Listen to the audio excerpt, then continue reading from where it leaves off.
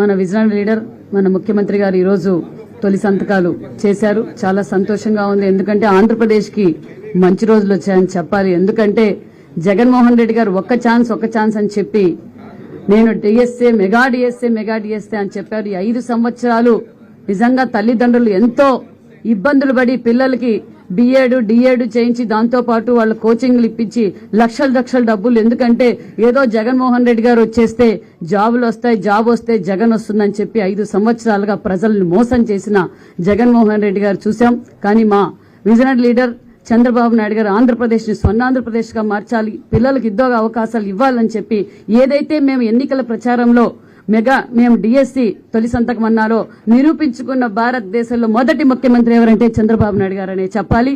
అంతేకాదు జగన్మోహన్ రెడ్డి గారు land titling చట్టాన్ని తీసుకొచ్చి గ్రామీణ ప్రాంతాల్లో కూడా చాలా మంది ఇబ్బంది పడ్డారు. ఎందుకంటే ఈ జగన్మోహన్ రెడ్డి గారు అంచెలంచెలుగా మొదటగా ఏమన్నారంటే సర్వే అన్నారు.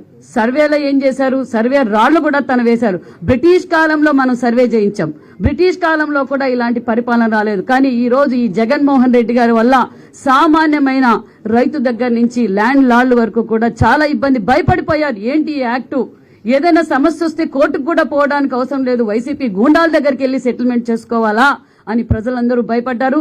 ఆ భూ చట్టాన్ని కూడా మా చంద్రబాబు నాయుడు గారు రద్దు చేశారు. 2వ సంతకం అదే విధంగా పెన్షన్ విధానం. పెన్షన్ ఆ రోజు జగన్మోహన్ రెడ్డి ఎన్నికల ప్రచారంలో పెన్షన్ విధానాన్ని మొదలుపెట్టింది అన్న ఎన్టీఆర్ గారు. అదే స్ఫూర్తితో చంద్రబాబు నాయుడు గారు 1000 రూపాయలున్న పెన్షన్ 2000 రూపాయలు చేశారు. కానీ ఈ జగన్మోహన్ రెడ్డి 2019లో నేను 3000 పెన్షన్ ఇస్తానని చెప్పి ప్రజలకు చెప్పి ఓటేయించుకొని మోసం చేసి అంచెలంచెలుగా ఈ రోజు మనమందరం చూశాం. కానీ మా విజనరీ లీడర్ చంద్రబాబు నాయుడు గారు మన ముఖ్యమంత్రి గారు ఈ రోజు 4000 రూపాయల పెన్షన్ కూడా మనం ఇవ్వబోతున్నాం. మన సంతకాన్ని కూడా ఈ రోజు 3వ సంతకం కూడా పెట్టారు. చాలా సంతోషం. అంతేకాదు అన్నా క్యాంటీన్లు అన్నమో బ్రహ్మ అని చెప్పి ఈ రోజు రాష్ట్రం అంతా విలవిల్లాడిపోతుంది. ఎందుకంటే జగన్మోహన్ రెడ్డి గారికి నిత్యావసర సరుకులు పెంచడం అయితే తెలుసు. ఒక పక్క కరెంటు బిల్లులు పెంచారు, ఒక పక్క బస్ ఛార్జీలు పెంచారు, నిత్యావసర సరుకులు పెంచారు, ఉపాధి లేదు, సంపద లేదు. కానీ జగన్మోహన్ రెడ్డి గారు అన్నా క్యాంటీన్ పెట్టేకి మాత్రం చాతగాని జగన్మోహన్ రెడ్డి గారు చూసాం మనం 5 సంవత్సరాల నుంచి. మేమందరం కూడా ఎందుకనే ఎన్టీఆర్ గారు అన్నా క్యాంటీన్ పెట్టారు, మన చంద్రబాబు నాయుడు గారు అన్నా క్యాంటీన్ పెట్టారు.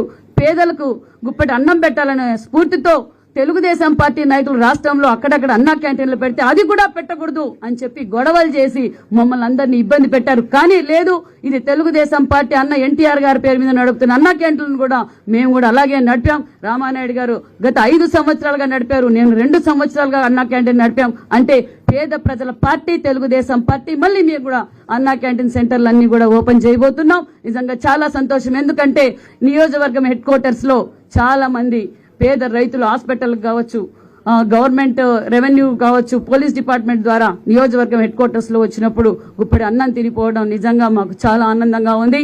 అంతేకాదు ఇంకా స్కిల్ డెవలప్మెంట్స్, ఎందుకంటే స్కిల్ సెన్సెస్, ఎందుకంటే ఇది వచ్చింది అంటే మనకు పరిశ్రమలు రాబోతున్నాయి.